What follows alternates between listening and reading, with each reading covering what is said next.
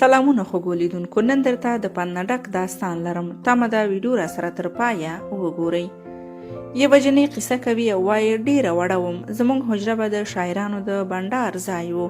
زما پلار به ورته شعرونه اصلاح کول. له هغه وخته مې شعرونه او د شعرونو اوریدل ډیر خوښېدل. په لیکلو یې نه پوهېدم، لا مې په ګوتو کې قلم نه و نیولی چې مور او پلار مې رانه سترګې پټې کړې. بیا مې ژوند ډیر تریخ شو، یوازې مې قلم او کاغذ سره د زړه خواله کوله. د لیکونو نه مې څوک خبر نه و.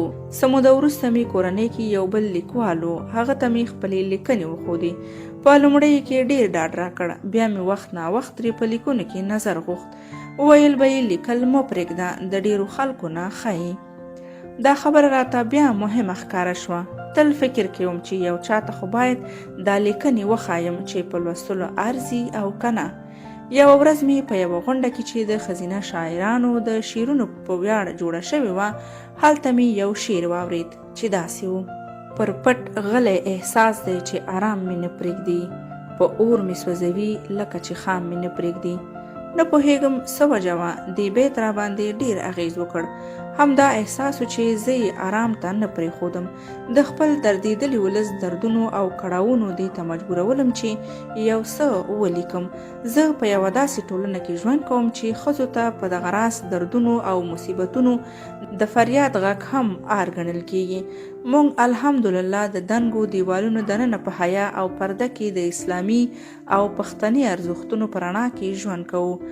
هغه ظلم چې په ځانګړې توګه زما په درنو او پښتنو خویندو کېږي، چې نه د اسلام سپېڅلی دین اجازه ورکوي او نه یې درانه پښتانه او پښتون کلتور مني، همدغه پیښې او کیسې مې راخیستې او لیکلي. څه موده وروسته سیمه ییزې راډیو زموږ په سیمه کې په نشراتو پیل وکړ. یادې راډیو دیني او ادبي خپرونې لرلې چې ډېرې په شوق مې اورېدې. یوه ورځ مې د ماشوم په لاس خپله کتابچه ورواستوله. مازدیګر مې چې راډیو اورېدله، نو زما کیسه وه چې د راډیو په څپو مې واورېده. ډېره خوشحاله شوم. په لومړي ځل مې خپله لیکنه د بل چا په غږ واورېده. بله ورځ یې بله کیسه نشر کړه. ورپسې یې په کیسه د اوریدونکو نظرونه هم راواخیستل. خلکو ډیره خوښه کړه او ټولو ډیره وهڅولم. له ځانه سره مې وویل الله جل جلاله یو وخت هم د چا خواري نه ضایع کوي. اوس نو پوره ډاډه شوم. خپلو لیکنو ته مې تمه پیدا شوه او په پوره امید مې خپلو لیکنو ته دوام ورکړ. نن تر دې ځایه ورسېدم چې د قصو یو کتاب مې هم چاپ شو.